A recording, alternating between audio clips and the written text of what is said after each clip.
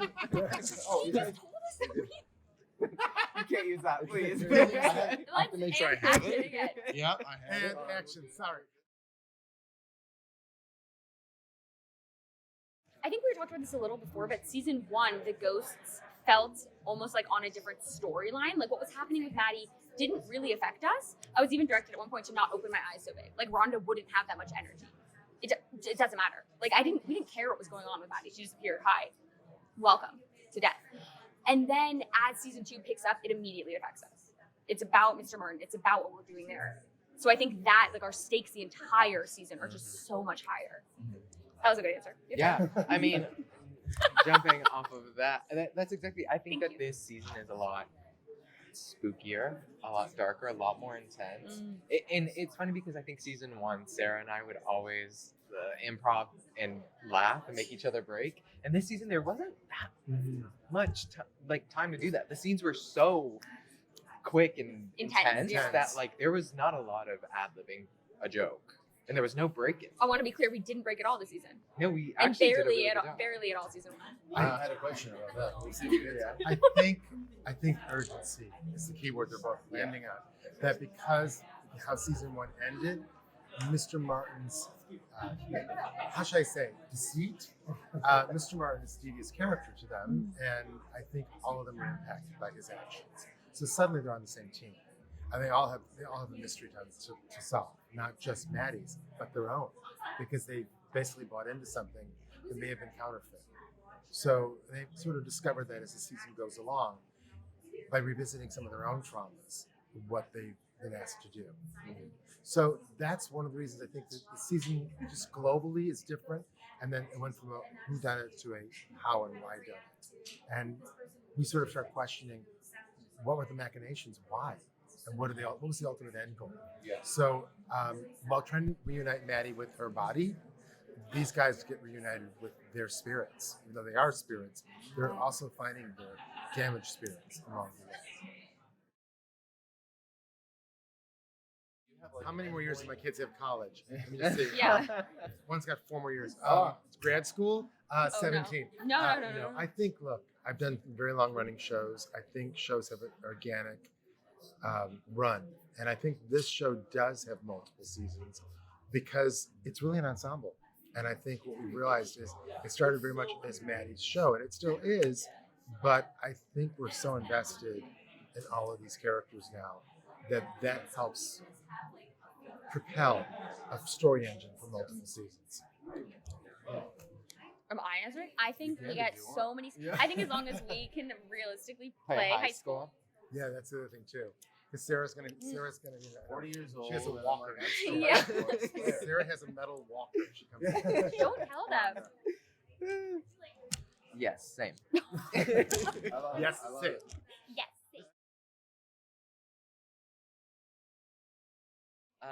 I mean, I think that the core of it is what does it look like moving on from this relationship and this person that he's trying to leave behind, and what does that look like? How can he move forward? And a lot of it really is like loving yourself, and how does that then show up, and how do you show up better?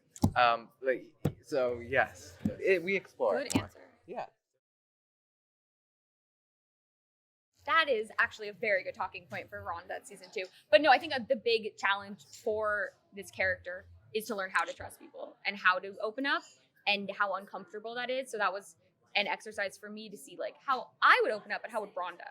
How weird it must be. It's been 60 years, plus years of her never opening up.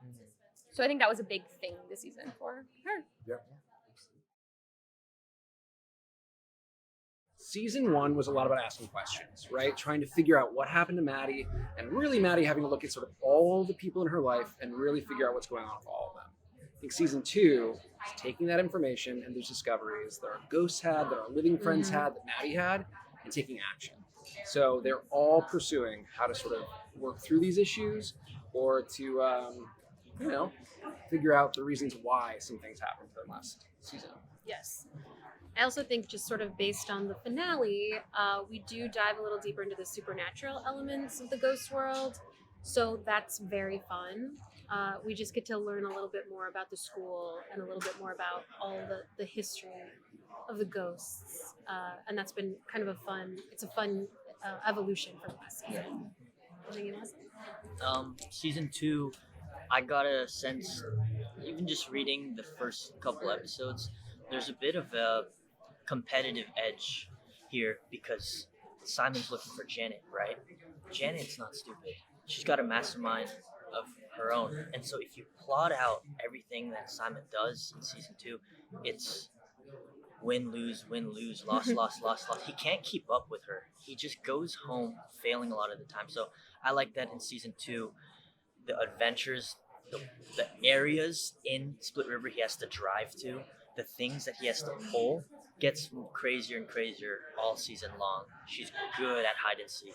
Yeah, we expand the real world too. We see more of Split River, and we see more of the outside world. I'd say, look, you're basically asking a character to choose something over pragmatism. He's objective. He has a photo. He sees her. So what is strong enough than mind? Well, it's right here.